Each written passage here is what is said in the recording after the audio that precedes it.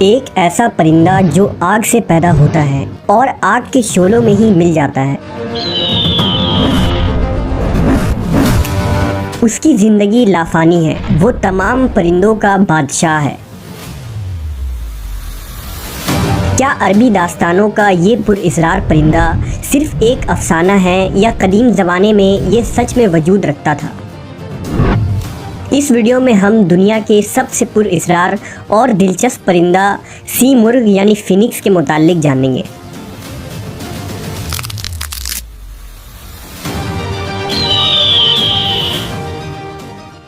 دنیا میں انواع و اقسام کے پرندے موجود ہیں جو اس کائنات کی خوبصورتی میں چار چاند لگاتے ہیں، لیکن ان میں ایک پرندہ ایسا ہے جو اپنی دلچسپ اور حیران کن خصوصیت کی وجہ سے صدیوں سے زیر بحث رہا ہے، جسے سی مرغ یا فینکس کہتے ہیں۔ لوگ اسے فائر برڈ کے نام سے بھی جانتے ہیں۔ عربی یا فارسی میں اسے عنقا یا ققنس کہتے ہیں، آریہ لوگ اسے امر پکشی اور ترکی اسے تغرل یا ہما کہتے ہیں۔ یہ پرندہ اپنی غیر معمولی لمبی عمر کی وجہ سے مشہور ہے۔ دراصل اس کی زندگی لافانی اور نہ ختم ہونے والی کہی جا سکتی ہے۔ اس پرندے کے متعلق مشہور ہے کہ یہ پرندہ 500 سے 600 سالوں تک زندہ رہنے کے بعد خود کو جلا کر راکھ کر دیتا ہے اور پھر اسی راکھ سے اس کے نسل کا نیا پرندہ جنم لیتا ہے۔ اس پرندے کے متعلق ہر تہذیب اور قوموں میں مختلف کہانیاں موجود ہیں، خواہ قدیم چین ہو، فارس ہو، بھارت ہو یا عرب ہو۔ مورخین کے مطابق سی مرغ پہلے عرب کے علاقوں میں پایا جاتا تھا اور عرب کے اونچے اور ویران پہاڑی چوٹیوں میں اس کا بسیرا تھا۔ یہ پرندے کوہ قاف میں رہتے تھے جو قدیم دور کا ایک پراسرار اور طلسماتی شہر تھا۔ کہتے ہیں کہ اس پرندے نے کبھی زمین کو نہیں چھوا اور یہ اس قدر اونچائی میں اڑتا تھا کہ اسے کوئی بھی نہ دیکھ پاتا تھا۔ سی مرغ نہایت ہی خوبصورت ہوتا ہے۔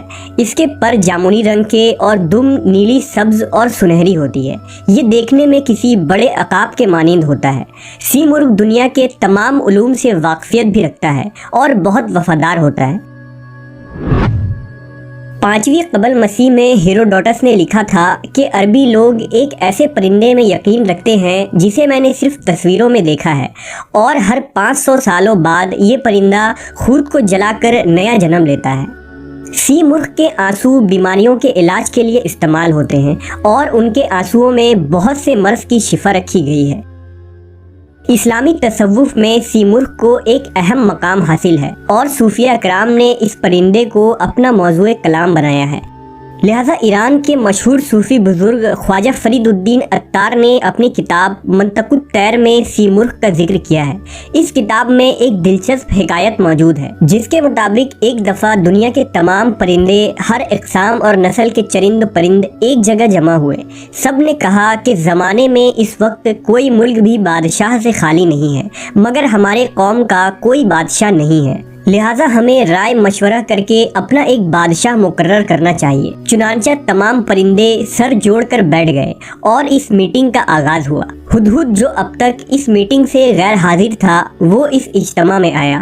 ہدہد وہ پرندہ تھا جسے اللہ نے عقل کامل عطا کیا تھا اور وہ ہر نیکی و برائی سے آگاہ تھا۔ ہدہد نے کہا، اے پرندوں کی جماعت، بے شک میں پیغام رساں بھی ہوں اور غیب کی باتیں بھی بتاتا ہوں۔ میرے پاس قدرت کے اسرار بھی موجود ہیں۔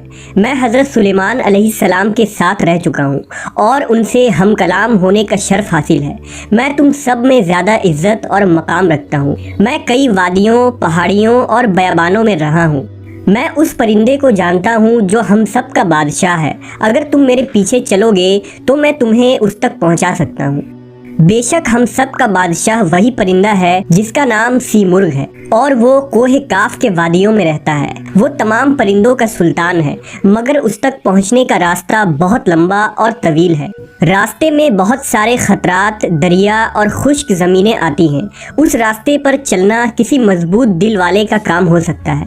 اس راستے پر چلنے اور اس تک پہنچنے کے لیے جواں مردی کی ضرورت ہے۔ لہذا پرندوں کے سلطان سی مرغ کے بارے میں جان کر تمام پرندے اس کو دیکھنے کے لیے بے قرار ہو گئے۔ اس کی دیدار کے شوق نے ان کے اندر جوش و جذبہ پیدا کر دیا۔ چنانچہ تمام پرندوں نے اس راستے پر چلنے کا پکا ارادہ کر لیا۔ सफ़र शुरू करने से पहले हुदहुद ने उस रास्ते की तफसील बताई। उसने बताया कि उस रास्ते में तुम्हें 7 वादी को पार करना होगा। पहली वादी का नाम इस्तगना है। ये बेनियाजी की वादी है जहाँ हर चीज़ की हैसियत कम हो जाती है। दूसरी वादी इश्क की वादी है। इस वादी में जो भी जाता है वो आग बन जाता है। तीसरी वादी तलब की वादी है। इस वादी में तकलीफ़ों और मुश्किलात का सामना होता है। चौथी वादी मारफत है। इस वादी के बेशुमार रास्ते हैं जहाँ चलने वाला खो जाता है। पांचवी वादी तौहीद की वादी है। इस वादी में कसरत भी वहदत नज़र आती है और ये रास्ता एक पेचीदा राज है। छठी वादी हैरत की वादी है। यहाँ सिर्फ दर्द और हसरत मिलती है। हर तरफ अफसोस ही अफसोस होता है। और सातवीं और आखिरी वादी फ़क्र फना है। ये वादी फरामोशी और बेहोशी की वादी है। यहाँ पहुँचने वाला दीवाना हो जाता है और यहाँ गुम होकर रह जाता है। परिंदों ने सफ़र का आगाज़ किया। इस सफ़र में तमाम परिंदे थक कर चूर हो गए। कुछ बीमार पड़ गए, कुछ की हालत बदतर हो गई। बुलबुल, तोता, चकोर, बाज, बोफ और दूसरे अक़साम के परिंदों ने रास्ते में ही हार मान लिया। परिंदों के बाल पर खून आलूद हो गए। वो आहुजारी करने लगे। उन्होंने ऐसा रास्ता देखा जिसकी कोई इंतहा न थी, ऐसा दर्द देखा जिसकी कोई दवा न थी। उनकी कमर टूट गई। हज़ारों परिंदे तो दर्द और तकलीफ बर्दाश्त न कर पाने की वजह से रास्ते में ही मर गए। उन्होंने हुदहुद से कहा कि हम इतनी मुश्किल वादी को पार नहीं कर सकते। लिहाजा हुदहुद ने उन वादियों के दरमियान एक जगह पड़ाव डाला और तमाम परिंदों को जमा किया। हुदहुद ने कहा, मैंने तुमसे पहले ही कहा था कि सीमुर्ग तक पहुंचना इतना आसान काम नहीं है, लेकिन तुम मुझे अपना रहबर मानकर मेरे पीछे चलते रहो और इन मुश्किलात और ख़तरात का डट कर सामना करो। याद रखो, अगर दुनिया व आखिरत में लाफानी होना चाहते हो तो तुम्हें उस बादशाह तक पहुँचना होगा। उसके पर की एक छाँव तुम्हारी तमाम तकलीफ़ों को ख़त्म कर देगी और तुम्हारी किस्मत को पलट देगी। ऐ परिंदों की जमात, इस दुनिया में तुम्हें थोड़े ही दिन रहना है, फिर एक दिन तो तुम्हें मौत ज़रूर आएगी। लिहाजा दुनिया की नजासत में कीड़ों की तरह मरने से बेहतर है कि तुम अपने सुल्तान के बारगाह में जाकर शहीद हो जाओ और इज़्ज़त की मौत मरो। हुदहुद ने कहा, इस फ़ानी दुनिया की मोहब्बत अपने दिलों से निकाल दो, तमाम ख्वाहिशात कुचल डालो, अपने दिलों को पाक करो, दुनिया की हर चीज़ से बेनियाज हो जाओ, हौसला को बुलंद करो और इस ख्याली दुनिया से बेजार हो जाओ। परिंदे फिर से हौसला मंद हो गए, हिम्मत बांधा और हज़ारों लाखों परिंदे सफ ब सफ और कतार दर कतार हुदहुद के पीछे चल पड़े।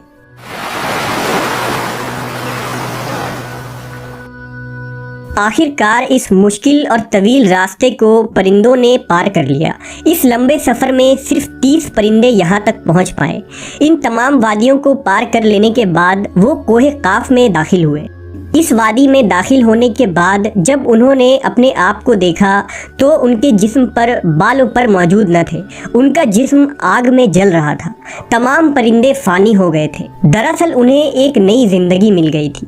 उन्हें कोहे काफ के एक ऊंची चोटी पर सीमुर्ग नजर आया। जब वो सीमुर्ग के पास गए और गौर से उसे देखा तो उन्हें उसमें और खुद में कोई फर्क दिखाई नहीं दिया। इस मंजिल तक पहुंचकर ना उनका कोई रहबर रहा था ना रास्ता, वो खुद लाफानी हो गए थे। लिहाजा अब उन्हें पता चल गया कि जिस सीमुर्ग की उन्हें तलाश थी दरअसल वो खुद ही हैं।